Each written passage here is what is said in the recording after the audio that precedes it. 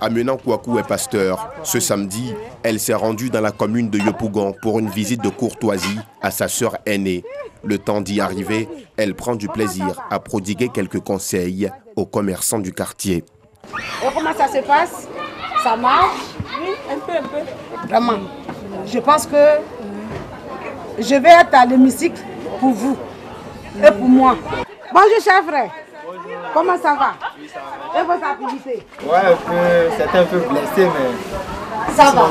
Et si aujourd'hui je viens vers vous pour vous dire que je vais être députée, qu'est-ce que vous pensez de la femme qui veut être députée? Amenant Kouakou est candidate aux prochaines élections législatives dans la circonscription de Bouaké-Ville. Candidate indépendante, elle dit se présenter pour remonter au gouvernement les difficultés des populations de Bouaké. Ma motivation, elle est multiple. Parce que j'ai remarqué qu'en Côte d'Ivoire, le droit des femmes est souvent bafoué, rien n'est pris en compte. Aussi, la population vulnérable n'est pas aussi défendue à l'Assemblée nationale. Nos députés, quand ils vont à l'Assemblée nationale, ce qui est le véritable problème de la population n'est pas défendu.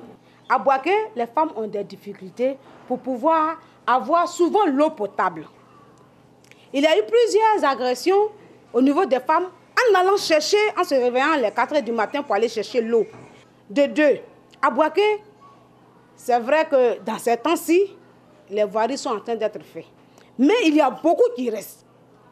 Le commerce, sans devoir, il n'y a pas de commerce. Je prends le cas du grand marché. Depuis le grand marché a brûlé, jusqu'à aujourd'hui, les femmes ont des problèmes même pour avoir des places pour vendre. Celle qui ne vend pas, comment nourrir sa famille? Monsieur à la retraite, ou bien monsieur est malade. Nous voyons dans ces temps-ci, l'AVC a pris tout le monde entier. La femme fait quoi? Si elle ne vend rien. Voici quelques problèmes que j'ai ciblés. En Côte d'Ivoire, la question de la participation des femmes dans les assemblées élues ne se pose plus. En témoigne cette déclaration de la ministre de la Femme, de la Famille et de l'Enfant devant les parlementaires ivoiriens en juillet 2019. Les dispositions de l'article 36 de la Constitution ivoirienne mentionnent déjà la participation des femmes dans les assemblées élues. 50 ans après, il faut que la femme ivoirienne participe à la vie politique de son pays. À cela s'ajoute un financement public supplémentaire à tout parti ou groupement politique dont la liste atteint au moins 50% de femmes candidates. Catherine Koné est chef d'entreprise, fille de la région du Hambol. Elle se présente pour la première fois aux élections législatives. Elle nous explique les raisons. Identifier le problème d'eau potable au niveau de Nagonyeka, Arikoka et l'eau. Nous allons travailler dans ce sens pour pouvoir avoir nos châteaux d'eau à la satisfaction de nos populations. Et les populations le savent, je n'ai pas attendu d'être candidate pour poser des actions dans notre circonscription. Je suis chef d'entreprise et je sais et j'ai déjà exécuté des travaux pour le bien-être de nos populations. À côté d'Amenant Kouakou et Catherine Koné, plusieurs femmes siègent à l'hémicycle ivoirien depuis une dizaine d'années. C'est le cas de Mariam Traoré, députée de la circonscription de Tengrela. Mes parents ont vu le développement. À l'époque, nous n'avions même pas de route pour arriver dans nos villages. Et nos populations en souffraient. Les hôpitaux, tout se passe très bien. Les écoles sont construites, les hôpitaux, tout va bien. Et les populations circulent normalement. Et il y a la quiétude. Le rôle du député, c'est de représenter la population et d'expliquer ce qui ne va pas dans sa zone. Je vais encore redoubler d'efforts, parler des préoccupations de mes populations à l'hémicycle.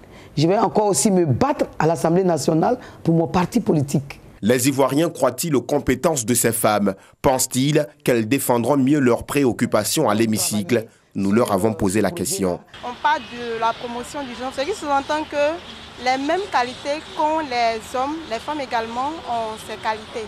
Voilà, quand une femme décide de se mettre au devant, c'est qu'elle a ses aptitudes de pouvoir mener à bien ce qu'elle veut faire. La femme est plus en contact avec les problèmes de la société, contrairement à l'homme qui, lui, bon, il est souvent au travail et tout. Mais nous, les femmes, nous sommes plus en contact avec ça. Donc je me dis qu'une femme est plus apte à défendre les droits de la population contrairement à un homme. Je pense que c'est une bonne chose parce que c'est la démocratie et les femmes sont nos mères, ce sont nos épouses, c'est elles qui nous mettent au monde. Et donc lorsqu'elles sont dans la société à un certain niveau, elles participent à l'apaisement de la société et cela fait en sorte que les crises qui arrivent sont d'une ampleur un peu moindre. La femme, dans ce siècle-là, doit obtenir tous ses droits. Vous comprenez? Donc les femmes, au niveau de l'hémicycle, peuvent défendre valablement la population. L'Assemblée nationale ivoirienne compte seulement 30 femmes sur les 256 députés. Dans les institutions, elles ne représentent que 20%. Des chiffres qui changeront pour sûr avec la loi qui impose pour les scrutins uninominaux ou de liste un quota minimum de 30% de femmes sur le nombre de candidats présentés. En attendant, la commission électorale indépendante publiera dans les prochains jours la liste des candidats retenus pour la législature 2021-2025 du 6 mars 2021. Samesso est une localité de près de 500 âmes située à une trentaine de kilomètres de la ville d'Odiendé. L'approvisionnement en eau potable ici crée des soucis aux habitants. Des pannes avec les installations actuelles et des pénuries observées en période de saison sèche. La période du matin actuellement, cette période même pour gagner l'eau c'est difficile. Donc on va jusqu'à 3 km pour aller puiser de l'eau. Comme à Samesso, à Odiendé et environ, les ménages locaux sont confrontés à des pénuries périodiques. La seule station et les 3 forages qui alimentent la ville d'Odiendé ne répondent plus aux besoins. La production actuelle est de 1700 m3 par jour en saison sèche pour un besoin de 3500 m3 par jour. Un déficit de 1800 m3, ce qui correspond à 51% des besoins à combler. Ces tracasseries feront bientôt partie du passé. Dans exactement 24 mois, Odiendé et ses environs seront alimentés sans interruption en eau potable grâce à un vaste projet structurant lancé ce jour à Samesso par le ministre de l'Hydraulique Laurent Tchagba et le ministre de la Promotion de la Riziculture Gaoussou Touré, fils de la région.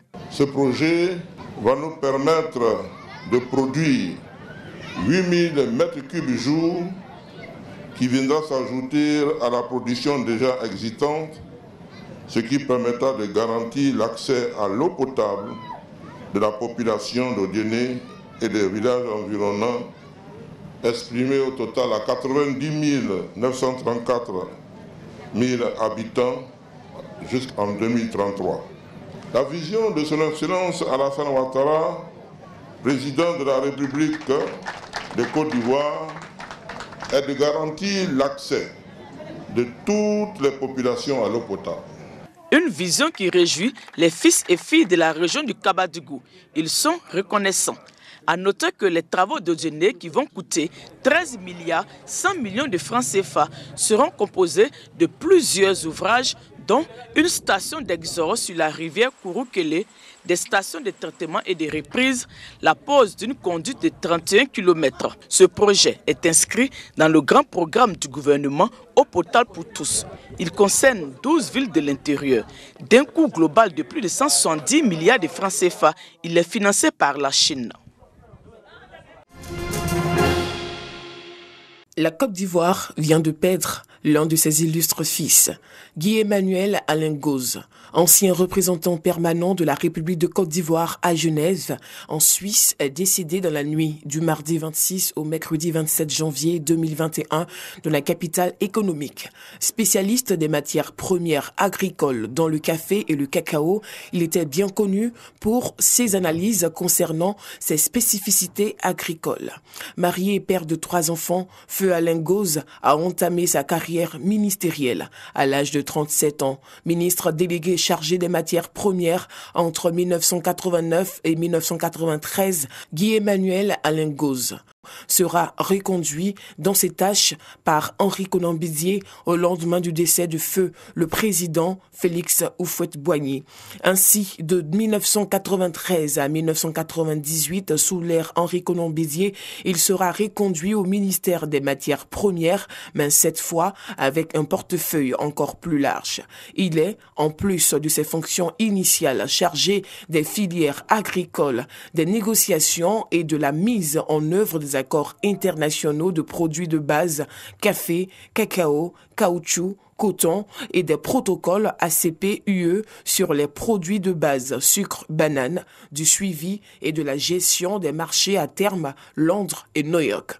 En 1998, il est nommé ministre du Commerce extérieur puis ambassadeur auprès des communautés européennes de 2000 à 2002, avant de devenir représentant de l'État ivoirien auprès de l'Organisation mondiale du commerce, OMC, de 2006 à 2012.